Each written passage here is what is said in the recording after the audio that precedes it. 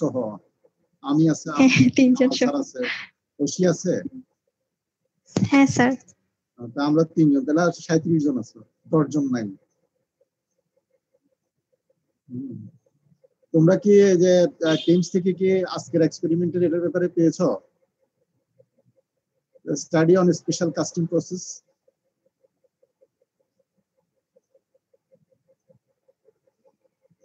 পেয়েছি স্যার, এখন পড়ছি।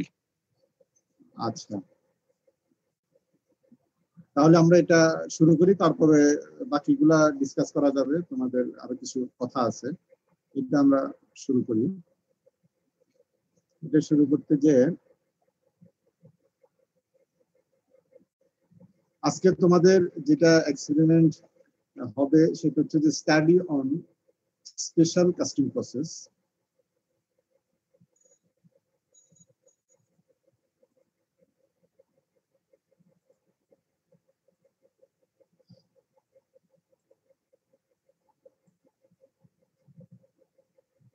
এখানে আমি এটা তোমাদের ওই জিনিসটা যেহেতু সবাই সামনে আছে, আমি ওই জিনিসটা আনিনি। এটা আমাদের তোমাদেরকে যে এক্সপেরিমেন্টাল শিক্ষা দেওয়া হয়েছে, এখানে স্পেশাল কাস্টিং প্রসেস বলতে আমরা এখানে মূলত কার্বন ডাইঅক্সাইড প্রসেসটাকে ফোকাস করব। কিভাবে কার্বন ডাইঅক্সাইড প্রসেসের মোল্ড তৈরি করা হয় এবং কার্বন ডাইঅক্সাইড প্রসেসের যে ইনগ্রেডিয়েন্ট গুলো আছে সেগুলার ভেরিয়েশনের সাথে সাথে তার প্রপার্টি, মোল্ডের প্রপার্টি কিভাবে চেঞ্জ হচ্ছে এই জিনিসটা। তারপর হচ্ছে study the effect of process parameters, এই কথাটা বললো। প্রসেস প্যারামিটার সাথে সাথে প্রপার্টির মধ্যে গ্রিন কম্প্রেসিভ স্ট্রেংথ আর মোর হার্ডনেস, এই জিনিসগুলো। স্যার এই পেজটা ফাঁকা দেখাচ্ছে। থেকে থাকে তোমরা দেখবা এক্সপেরিমেন্টাল প্রসিডিউরস এর মধ্যে বলা আছে যে এখানে মূলত যেটা করা হয় কার্বন ডাইঅক্সাইড প্রসেসে কি করা হয়, এটা ড্রাই ক্লে ফ্রি স্যান্ড নেওয়া হয়। ড্রাই স্যান্ড নেওয়া হয়। ক্লে ফ্রি বলতে একদম ফ্রি না, কিছু থাকতে পারে, কিন্তু ড্রাই হওয়া এটা হচ্ছে যে তোমার ইয়া লাগবে, প্রি কন্ডিশন। তো এরকম নেওয়া হয়, নিয়ে তারপর সেখানে সোডিয়াম সিলিকেট অ্যাড করা হয়। সোডিয়াম সিলিকেট, হ্যাঁ, আমি তো এখানে এটা ইয়ে দিয়ে লিখতে পারবো কিনা, এখানে অত ভালো লিখতে পারবো না, আমি আমার ওয়ার্কটা অ্যাক্টিভ করতে পারি নাই ডেস্কটপে। আমি তারপরে লিখছি, দেখো অত সময় যা হোক বোঝা যাবে না, দেখো এটা তো মাউস দিয়ে লিখতেছি, কষ্ট হচ্ছে। সোডিয়াম অক্সাইড, তারপর সিলিকেট। এই তোমরা বুঝে না, বুঝছো, খুব খারাপ হচ্ছে, শোনা আবার। আচ্ছা, এটার সাথে সোডিয়াম সিলিকেটের সাথেই তোমার বন্ডেড অবস্থায় কিছু ওয়াটার থাকে, এখানে ওয়াটার দিয়ে দিই মডিফিকেশন। এরকম তোমাদের এটা সাপ্লাই, তোমাদেরকে যে শীট দেওয়া হয়েছে সেটি কিন্তু আছে। এটা সোডিয়াম অক্সাইড অর্থাৎ সোডিয়াম সিলিকেট কম্পাউন্ড বলা হয়। এটা অনেকটা জিলেটাইন টাইপের একটা তোমার সলিড, সেমি সলিড জিনিস। স্যান্ডটা নেওয়া হয়, স্যান্ড নিয়ে এই জিনিসটা খুব ভালোভাবে মিক্স করা হয়। তারপর মোল্ডের মধ্যে দেওয়া হয়, মোল্ডটাকে কম্প্যাক্ট করা হয়। কম্প্যাক্ট করার পরে এরপরে এখানে কার্বন ডাইঅক্সাইড ফ্লো করা হয়। কার্বন ডাইঅক্সাইড ফ্লো করা হয় একটা সময় ধরে, এটা টাইম ফিক্স করা আছে, যারা এক্সপার্ট তারা জানে। এটা হওয়ার পর তাহলে কার্বন ডাইঅক্সাইড ফ্লো করার পর কি রিঅ্যাকশন হচ্ছে দেখো, এটা হচ্ছে সোডিয়াম, তোমরা কি দেখতে পাচ্ছ? জি স্যার, দেখতে পাচ্ছি। সোডিয়াম কার্বনেট, তারপর হচ্ছে এখানে কিছু ওই ওয়াটার দেখাচ্ছে সাথে, প্লাস এম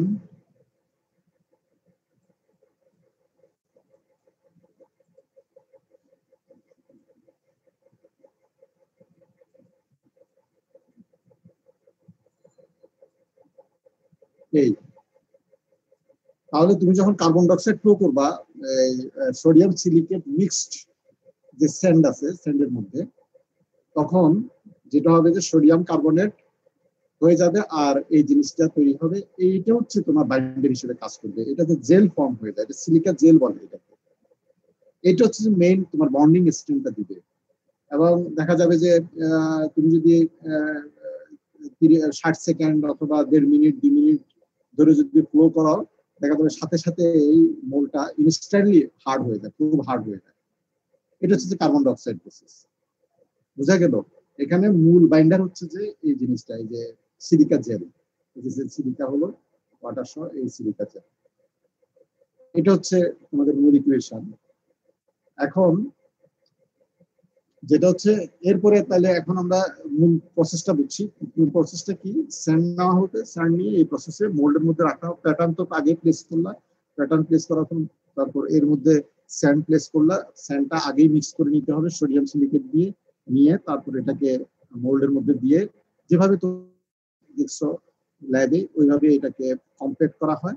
আজকে আমরা সরাসরি ক্লাস করলে তোমাদের সামনে কিন্তু এই কাজগুলো করা হতো, যেহেতু আমরা ল্যাবে যেতে পারছি না সেজন্য এগুলো মুখে বলতেছি আর আমরা এখানে দেখানোর চেষ্টা করছি। তো এখন এই হচ্ছে যে প্রসেস। আমি এখন যেটা করব এটা হচ্ছে তারপর কি করা হয়, এটাকে ওই মোল্ডের মধ্যে দেওয়া হয়, দিয়ে তারপর কার্বন ডাইঅক্সাইড ফ্লো করা হয়। কার্বন ডাইঅক্সাইড ফ্লো করলে এটা দেখা যাচ্ছে যে সাথে সাথে এটা হার্ড হয়ে যায়। এটাতে সুবিধা কি? কারণ এই প্রসেসের সুবিধা হচ্ছে তোমার গ্রিন সেন্ট থেকে এটার মোল্ডের হার্ডনেস বেশি, যার ফলে কিছু যদি কমপ্লিকেটেড শেপের যদি কিছু করা যায়, করতে হয়, তাহলে তুমি যেটা গ্রিন সেন্টে পারো না এখানে এটা পারা যাবে। এটার সারফেস ফিনিশটা একটু ভালো আসবে গ্রিন সেন্ট থেকে। কেননা গ্রিন সেন্ট তুমি প্যাটার্নটা রিমুভ করলে দেখা যায় যে তখন কিছু না কিছু জিনিস আসে পড়ে যায়, যার ফলে রাফনেসটা একটু বেশি হয়। হ্যাঁ, আবার কিন্তু এখানে যেটা দেখা যাবে যে এটা। আর দ্বিতীয়ত কথা, যেহেতু এখানে এক্সট্রা কোনো ওয়াটার মিক্স করতে হয় না, ময়েশ্চার মিক্স করতে হয় না, তোমার ইয়েতে গ্রিন স্যান্ড মোল্ডে তো একটা substantial amount of substantial percentage of moisture add করতে হয় due to the development of the তোমার bond strain, green bond strain যেটা সেটা। তারপর হয়তো এটা তোমরা হিট করার সময় যায়, তারপরও ভালো পরিমাণে থেকে যায়। মেটাল যখন কোর করা হয় সেখান থেকে ভালোভাবে যদি পিন হোল না থাকে, টুয়ার্ডস দ্য অ্যাটমসফিয়ার যদি যেতে না পারে, এই হিটের সাথে সাথে ময়েশ্চার গুলা যখন ভেপার হয়ে যাবে, তাহলে দেখা যাবে মোল্ডের ভিতর চলে যায়, মোল্ডের ভিতর যে মোল্ডের মধ্যে ডিফেক্ট তৈরি করে।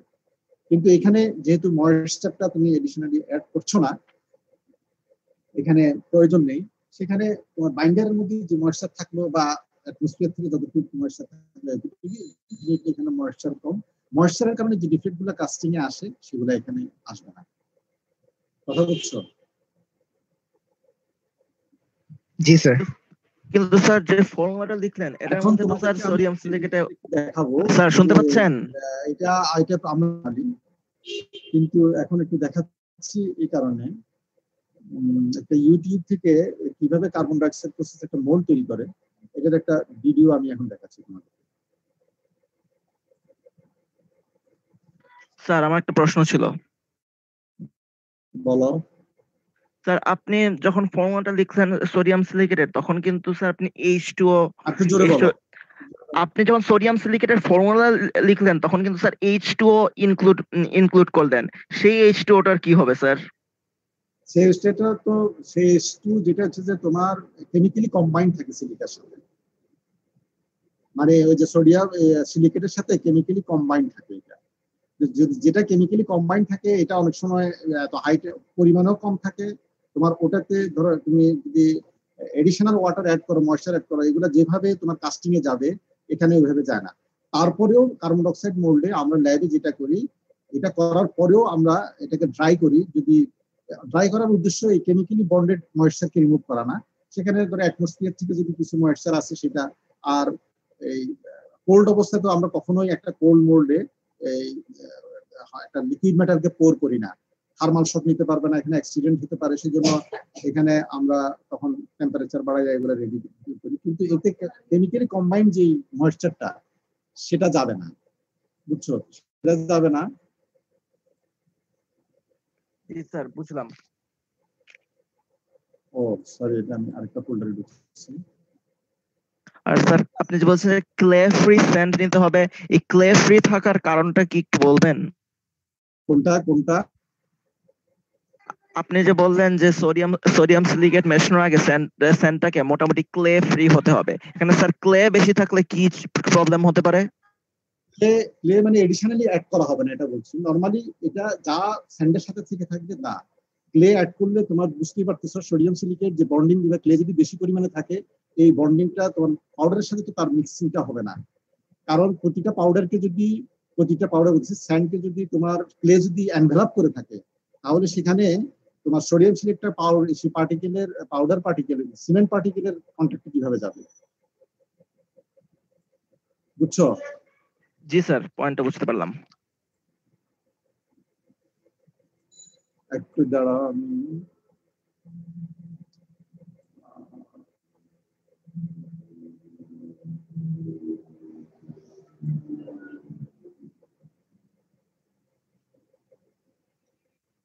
স্যার এখনো দেখতে পাচ্ছি না।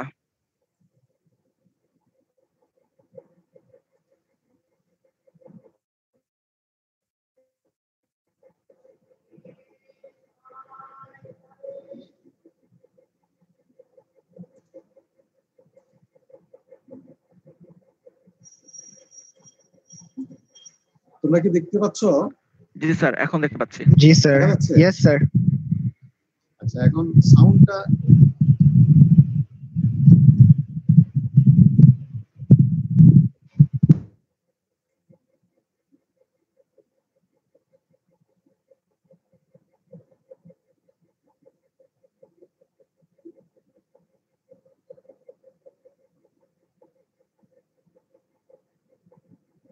এই পুরো প্রসেসটা সোডিয়াম সিলিকেট প্রসেসে এবং carbon dioxide sodium silicate bonded sand এবং কার্বন ডাইঅক্সাইড প্রসেসে করছে। তোমরা একটু দেখো,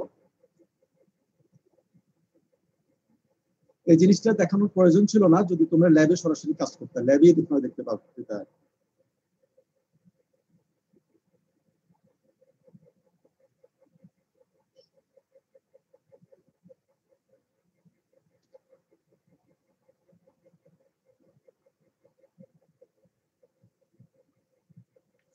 স্যার এটাকে কোন কেমিক্যাল অ্যাড করে ব্রাশ করা হলো, নাকি জাস্ট ক্লিন করা হলো?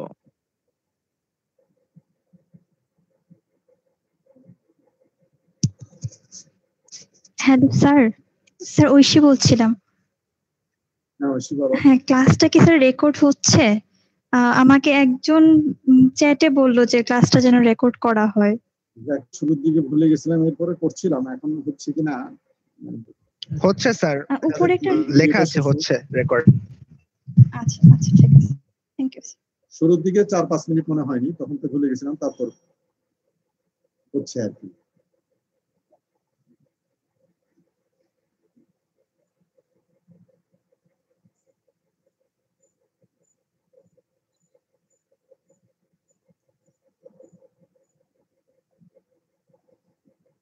এটা হচ্ছে প্যাটার্ন, প্যাটার্নটা প্লেস করলো এখন মোল্ড বোর্ডের উপর। এটা তো মোল্ড বোর্ডের সাথে অ্যাটাচ করা, তো এই ধরনের একই প্যাটার্নকে কি বলে বলো? থিওরিতে পড়ছো না যে প্যাটার্নটা মোল্ড বোর্ডের সাথে অ্যাটাচ করা থাকে,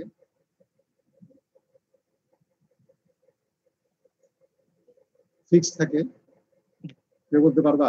জি না স্যার, আমাদের এটা বলা হয়নি।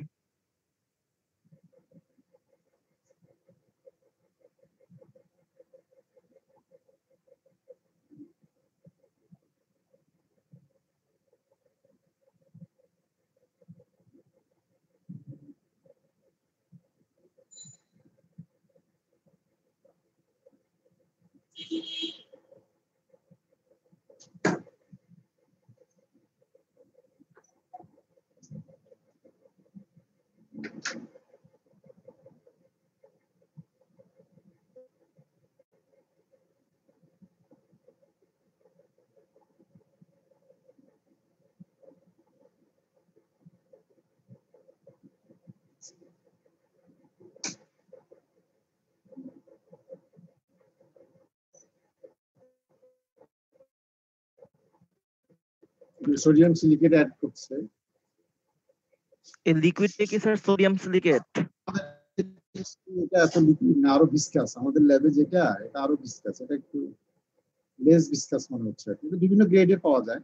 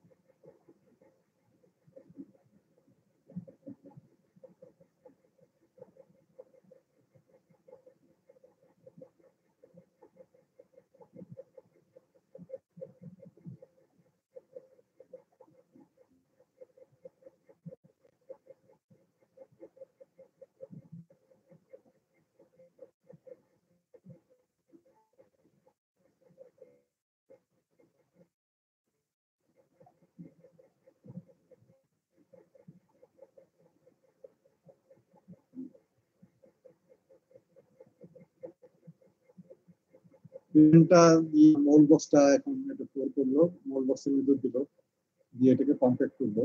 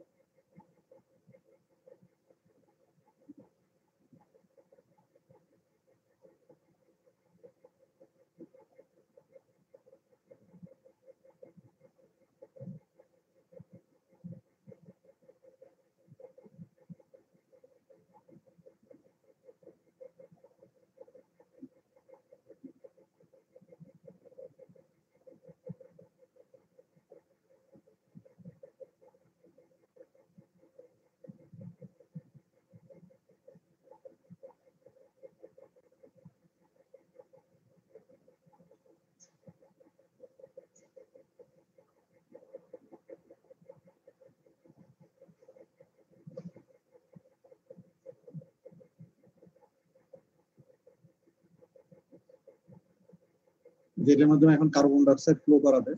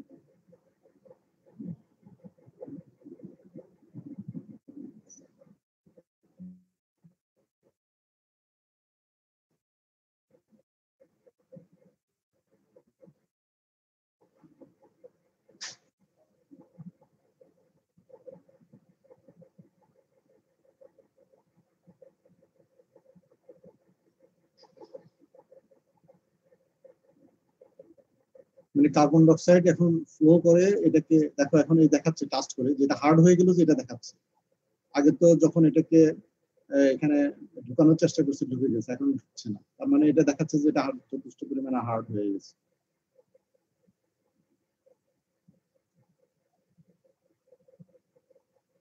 এখন প্যাটার্নটা রিমুভ করবে।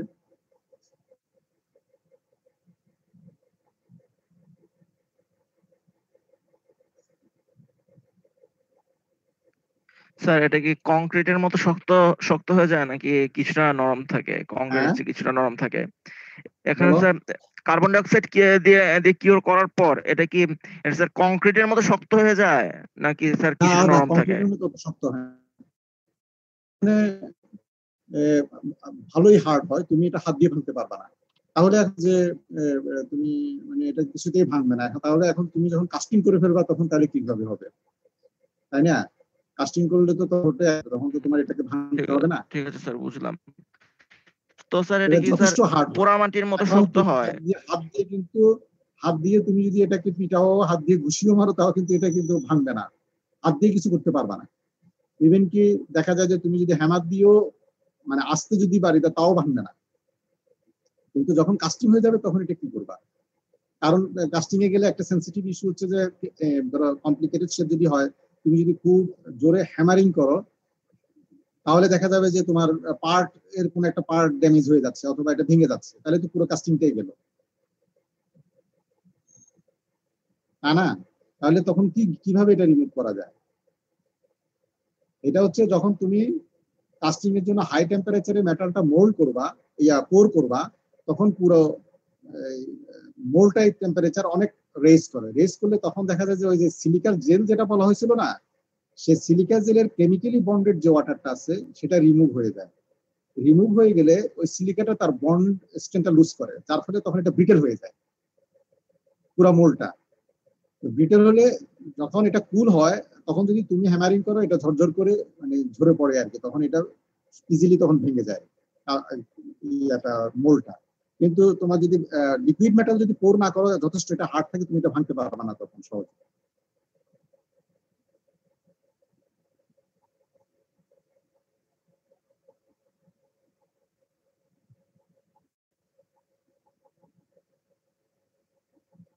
এটা কি, এটা বলো দেখি, এটা কি? তোমরা কি আমার কাজটা দেখছো? জি স্যার, এটা খুব সম্ভবত স্প্রু। হ্যাঁ, এটা স্ক্রু।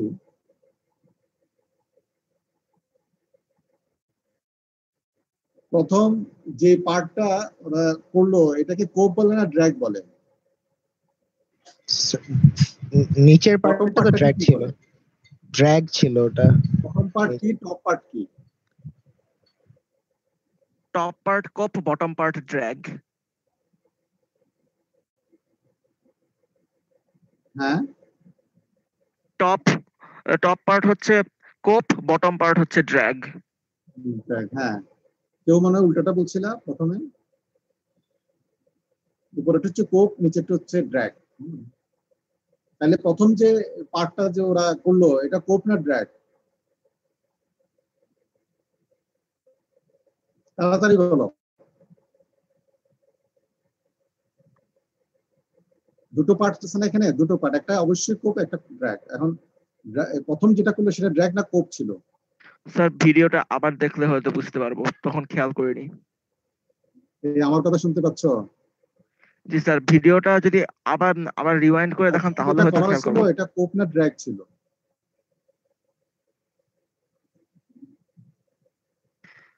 আবার স্যার রিওয়াইন্ড করে করে দেখতে হবে আমার। শোনা যাচ্ছে? আমি কম শুনতে পাচ্ছি না।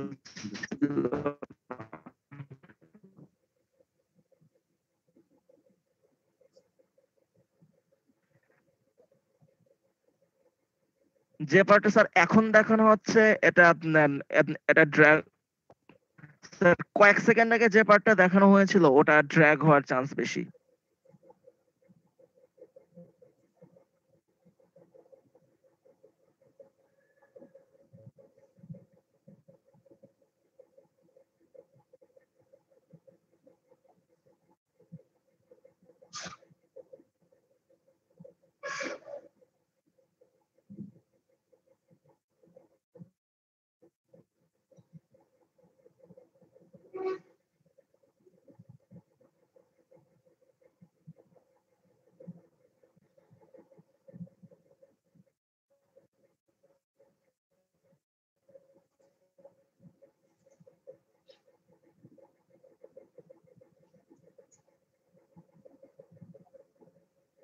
স্যার এই ক্র্যাক গুলো দিয়ে কি বোঝানো হচ্ছে?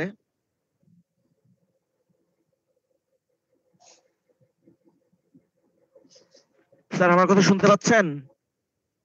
হ্যাঁ, এখন শুনলাম। স্যার এই ক্র্যাক গুলো দিয়ে কি বোঝানো হচ্ছে? এখানে ক্র্যাক দিয়ে হয়তো এটা আসলে এটার ভয়েস নাই, এটার সাউন্ড থাকলে বোঝা যেত।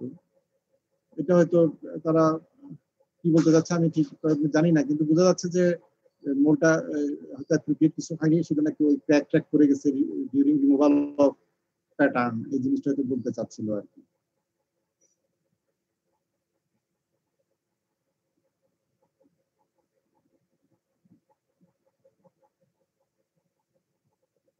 এই যে ওখানে এই কথাটা বলতেছে যে কোরের কমপ্লিকেশনের জন্য এটাই হয়েছে, তখন সে স্প্লিট টাইপ কোর করার চিন্তা করতেছিল এই জিনিসটা। এই মোটামুটি মূলত হচ্ছে যে এরপরে কাস্টিং করবে, এটা তো হয়ে গেল। এখন আমরা এখান থেকে বের হয়ে যাই।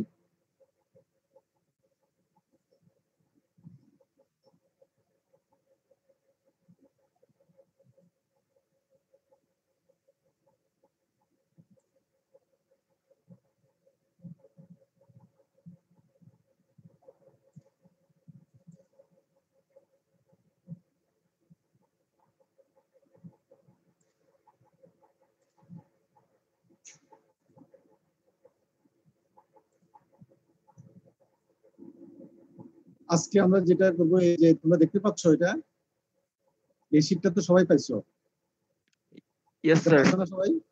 কথা বলো। Yes sir. Yes, sir. আচ্ছা, এখন যেটা হচ্ছে তোমাদেরকে যেটা করতে হবে, তোমাদেরকে আসলে করতে হবে, ইনফ্যাক্ট এটা আমাদের এই ল্যাবে করা হচ্ছে এখন। হ্যাঁ, সেটা হচ্ছে যে এখানে দেখো, এখানে আর গ্রুপ কোনো কথা নেই, তোমরা ইন্ডিভিজুয়াল আছে, সবাই সব গ্রুপ, অর্থাৎ সবাইকেই সবকিছু করতে হবে। যখন তোমরা প্র্যাকটিক্যালি করতে, আমরা এইভাবে হয়তো তোমাদেরকে দিয়ে কাজটা করাতাম, যেটা করাই আমরা। এখানে দেখো, উদ্দেশ্য হচ্ছে যে এখানে সোডিয়াম সিলিকেট এবং কার্বন ডাইঅক্সাইডের ভেরিয়েশন করে মোল্ডের প্রপার্টি, আর গ্রেন কম্প্রেসিভ স্ট্রেংথ আর মোল্ড হার্ডনেসের কি ভেরিয়েশন ঘটে, এটা হচ্ছে যে তোমার ইয়ে করা, দেখা ট্রেন্ডটা কি, এবং এই রেঞ্জের মধ্যে অপটিমাম কোনো কিছু পাওয়া যায় কিনা। অপটিমাম মানে ধরো কথার কথা, তুমি এখানে সিলিকা অনেক অ্যাড করছো, সিলিকা অ্যাড করাতে দেখা যাচ্ছে যে 6% পর্যন্ত করলা, এরপরে আবার দেখা যাচ্ছে যে মোল্ড হার্ডনেস কমতেছে, গ্রিন কম্প্রেসিভ স্ট্রেংথ কমতেছে, তাহলে তুমি বলতে পারো যে 6% আশেপাশে আমার একটা অপটিমাম রেঞ্জ। এরকম অপটিমাম কিছু পাওয়া যায় কিনা এটা খুঁজা।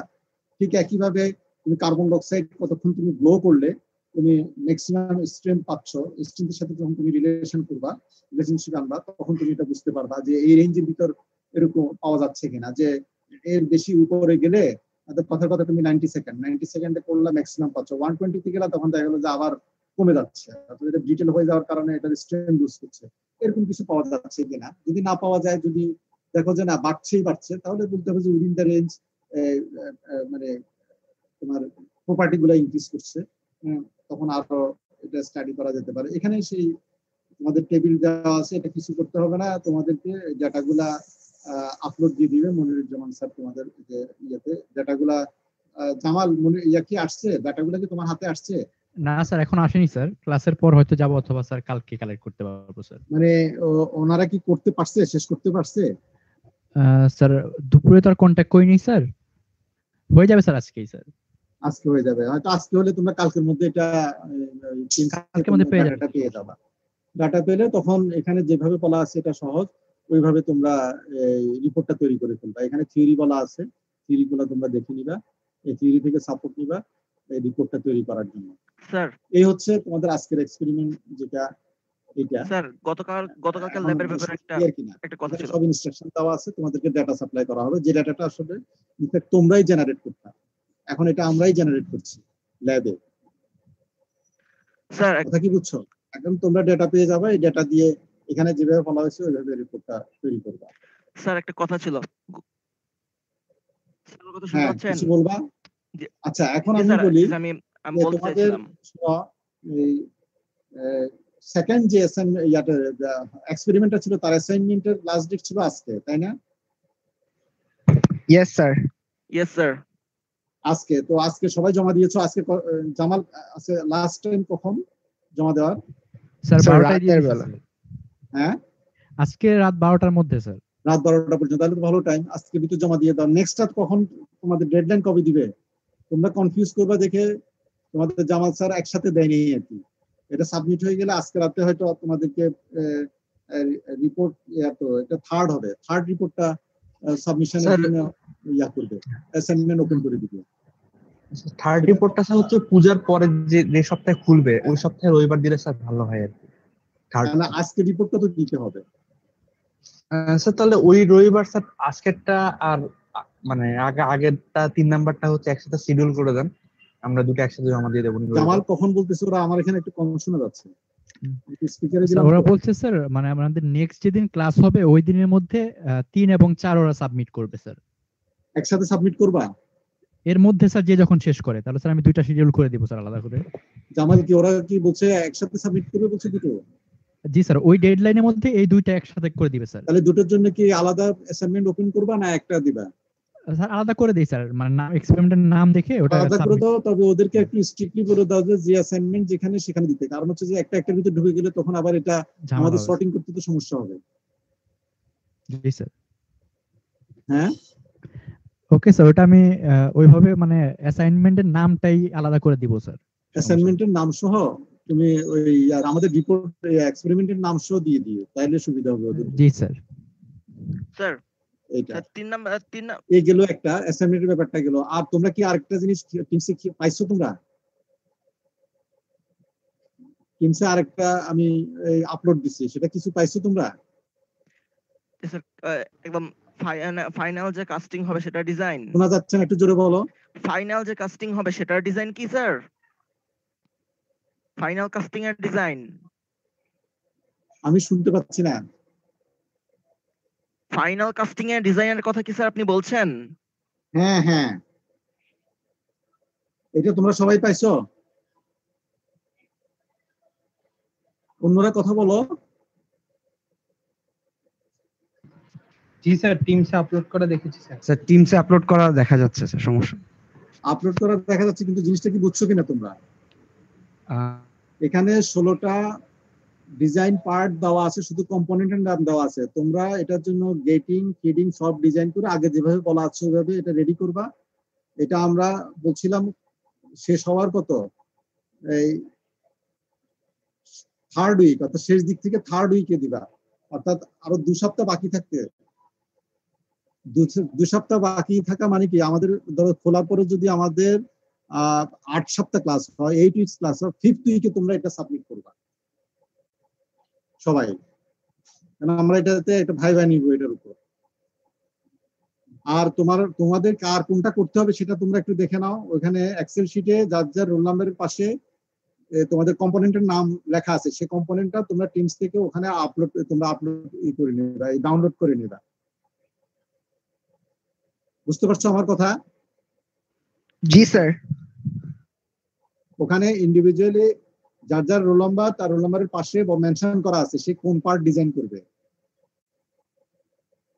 ওই পার্টটা ওখানে ইন্ডিভিজুয়ালি টিমসে প্রত্যেকটা 16টা পার্টের আলাদা আলাদা পিডিএফ ফাইল দেওয়া আছে, ছবি, যার যার রেলেভেন্ট সেটা ডাউনলোড করে তোমরা ওইভাবে ডিজাইন করতে থাকবা, করে এটা 5th উইকের জমা দিবা, 5th উইকের মধ্যে জমা দিবা। এটা 5th উইকটাতে ক্রস না করে, সেটার জন্য আমরা আরেকটা অ্যাসাইনমেন্ট হিসেবে আরেকটা উইন্ডো ওপেন করে দিব। এটা আর কয়েক সপ্তাহ যাক, 3-4 সপ্তাহ যাক, তারপর আমরা এটা ওপেন করে দিব। বুঝছো সবাই? জি স্যার। স্যার আমার জামাল অ্যাটেন্ডেন্সটা ইয়া করবা কিনা, নোট করবা কিনা? জি স্যার, দেখতেছি স্যার। স্যার আমার 3 নাম্বার অ্যাসাইনমেন্ট সম্পর্কে একটা প্রশ্ন ছিল। আমাদের তো বলা হয়েছে যে 12টা কাস্টিং এর ডেটা হবে, কিন্তু আমরা তো মাত্র 4টা কাস্টিং এর ডেটা পেয়েছি, বাকিগুলো কি স্যার দেওয়া হবে না? তোমার আনমিউট করো, শোনা যাচ্ছে না। স্যার বলো। আমাদের তো 3 নাম্বার অ্যাসাইনমেন্ট, মানে গত সপ্তাহে যেটা হয়ে গেল, সেটা তো বলা হয়েছিল যে 12টা কাস্টিং এর ডেটা দেওয়া হবে। আমাদের তো 4টা কাস্টিং এর ডেটা না, আমি এবার শোনো, আমি কিন্তু বলিনি যে 12টা দেওয়া হবে। ওখানে যেটা চার্ট দেওয়া ছিল তোমাদের বিভিন্ন শেপের, এটা তোমরা থিওরিটিক্যালি তোমরা নিজেরা করবা। আমরা প্র্যাকটিক্যালি যেহেতু তোমরা এখানে করছো না, সেজন্য আমরা 4টার ডেটা দিব বলছি। এই 4টা থেকে তুমি ওই যে সি এর ভ্যালুটা বের করবা, এর তো একটা ভ্যালু ধরে যে মোল্ড যে প্যারামিটার, সেই ভ্যালুটা বের করবা বলছিলাম। আমরা 4টা শেপের দিয়েছি যাতে তোমরা শেপ চেঞ্জের সাথে সাথে সলিডিফিকেশন টাইম প্র্যাকটিক্যালি কি ভেরিয়েশন আসছে সেটা বোঝার জন্য। আবার ভলিউম চেঞ্জ হওয়ার সাথে সাথে দুটো বল দিয়েছি, একটা লার্জ বল স্পিয়ার আর একটা স্মল স্পিয়ার। ভলিউম চেঞ্জ হওয়ার সাথে সাথে একই শেপে সলিডিফিকেশন টাইমে কি ভেরিয়েশন সেটা দেখার জন্য আমরা টিপিক্যাল তোমাদেরকে 4টা দেওয়া হয়েছে, ডেটা দেওয়া হয়েছে। বাকি যেটা বলছি যে পুরো জিনিসটা তোমরা বোঝার জন্য, সেটা হচ্ছে তোমাদের একটা চার্ট দেওয়া আছে, বিভিন্ন শেপের অনেকগুলা দেওয়া আছে, সেগুলো প্রত্যেকটাই তোমরা ক্যালকুলেশন করে সলিউশন টাইম বের করে তারপর সেটা তোমরা ভেরিয়েশন গুলো দেখাবা। এটা বলা ছিল। মানে স্যার আমাদের ডেটাগুলো ইন্টারপোলেট করতে হবে, এক্সট্রাপোলেট করতে হবে। বুঝলাম স্যার। জি নাই, আমাদের ডেটাগুলো ইন্টারপোলেট বা এক্সট্রাপোলেট করতে হবে। আমরা যে মোল্ড কনস্ট্যান্টের মান যে 4টা থেকে যেটা পাবো, সেটা আমরা ইন্টারপোলেট বা এক্সট্রাপোলেট করে আমাদের রিপোর্টে দিতে হবে। জামাল কি বলতেছে? আমি এখানে খুব কম শোনা যাচ্ছে আজকে। স্যার ও বলতেছে স্যার ইন্টারপোলেট করতে হবে কিনা, আসলে এত কমপ্লেক্স। স্যার ও বলছে স্যার এটা কি ওর ডাটাটা কি ইন্টারপোলেট বা এক্সট্রাপোলেট করতে হবে কিনা, এটা বলতেছে স্যার। তোমরা হচ্ছে এই এক্সপেরিমেন্টাল ডাটা থেকে সি এর ভ্যালুটা বের করবা কনস্ট্যান্টের। এটা ডাটাটা যে সলিউশন, তোমরা এখান থেকে যে সলিউশন টাইমটা পাবা, তুমি যখন এটা প্লট করবা, সলিউশন স্টার্ট এবং ফিনিশ এই টাইমটা পাবা, এটা তো সলিডিফিকেশন টাইম। এই টাইমটা শেপের সাথে সাথে কিভাবে চেঞ্জ হচ্ছে এটা রিপোর্ট করবা। আরেকটা হচ্ছে যে ভলিউমের সাথে কিভাবে রিপোর্ট করে। সিমালটেনিয়াসলি তোমরা যেটা করবা যে এটা ইউজ করে মোল প্যারামিটারটা বের করবা ওই ইকুয়েশন থেকে।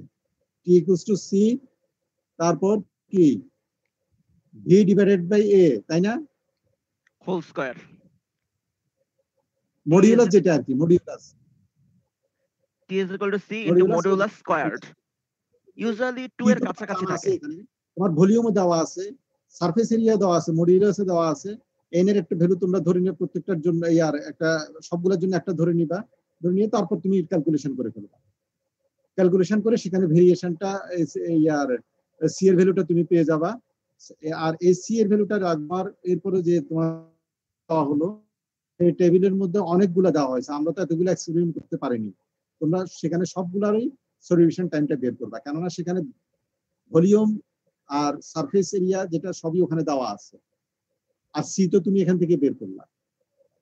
তখন তোমরা ওখান থেকে সলিউশন টাইমটা পাবা, তখন এই ভেরিয়েশন গুলো ইজিলি খুঁজে পাবা, বের করতে পারবা। এটা তোমরা রিপোর্টে লিখবা তোমরা, এই যে কি ভেরিয়েশন পাচ্ছ, যে শেপের কারণে মডিউলাসের কি চেঞ্জ হচ্ছে, সলিউশন টাইমে কি চেঞ্জ হচ্ছে, ভলিউমের কারণে কিভাবে হচ্ছে। তাহলে এখানে ওয়াইড রেঞ্জের জিনিসটা চলে আসবে তোমাদের।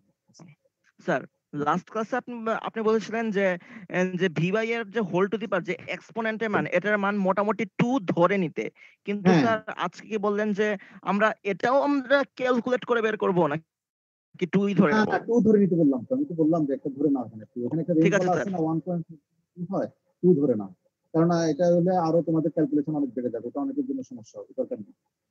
এটা ধরে ওকে নাও, স্যার, এটা ওকে বলছি। স্যার।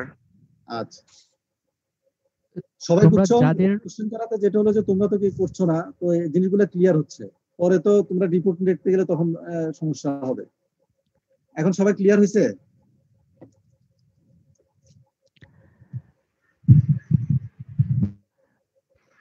তাহলে কেউ যদি কোনো প্রশ্ন না থেকে থাকে তাহলে আমরা আজকে ক্লাস শেষ করে দিতে পারি। স্যার ওই অ্যাটেন্ডেন্সটা স্যার একটু বাকি আছে স্যার। অ্যাটেন্ডেন্স কি? অ্যাটেন্ডেন্স স্যার কয়েকজনের নামের পাশে রোল নাম্বারটা লেখা নাই, তোমরা একটু চ্যাটে রোল নাম্বারটা লিখে দাও। এই শোনো, তোমাদের এখানে তোমাদের নামের পাশে কি রোল নাম্বার লেখার কোনো ব্যবস্থা করতে পারো না তোমরা? জয়েন করার সময় তো করতে পারে। ওটা স্যার নামটা এডিট করলেই হয়। তোমরা নেক্সট যখন করবা তোমাদের নাম থাকুক না থাকুক স্টুডেন্ট নাম্বারটা যাতে থাকে আর কি, আমরা যাতে দেখতে পাই। যাদেরটা নাই তারা রোল নাম্বারটা লিখো, চ্যাটে লিখো। আর যাদেরটা নাই এখন রোল নাম্বারটা দাও, রোল নাম্বারটা লিখে দাও।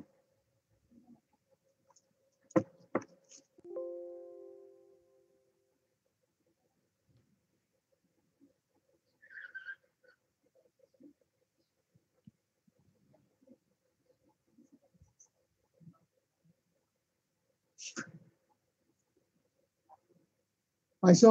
জামাল সবাই পাইছো? যাদের রোল নাম্বার নাই সবাই পাইছো? জি স্যার, হয়ে গেছে স্যার। ওই হাসান কোথায়? হাসানুল জামি, ওটা তো দেখছি না। একজন লেখেন। হাসানুল জামি কি নাই? স্যার ক্লাসে নাই? 24। মহিদ হাসান কোথায়? মহিদ হাসানও তো নাই দেখা যায়। স্যার আসি স্যার, মাইক সমস্যা করতেছে। স্যার আসি আমি। তো তোমার রোল নাম্বার দিতে বলতেছে তো, তোমার তো দিচ্ছ না রোল কেন? নাম্বারটা লিখো। তোমার রোল নাম্বার আছে? হ্যাঁ তোমার রোল নাম্বার আছে। স্যার আমার তো আছে স্যার। ইভান সিদ্দিকের আছে? নাই তো দেখা যাচ্ছে। লিখছে স্যার। ইভান সিদ্দিক দিয়েছো, এখন জামিরটা আসে নাই তাই না? জি স্যার। হ্যাঁ এখন আসছে।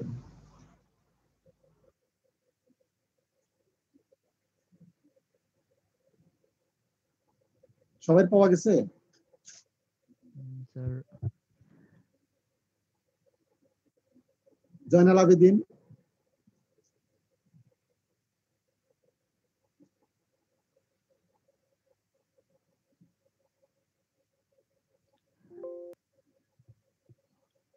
স্যার একটু দেখি স্যার। জয়নাল আবেদিন একটা পেয়েছো? স্যার আমার তো রোল দেওয়া আছে স্যার। আছে? আচ্ছা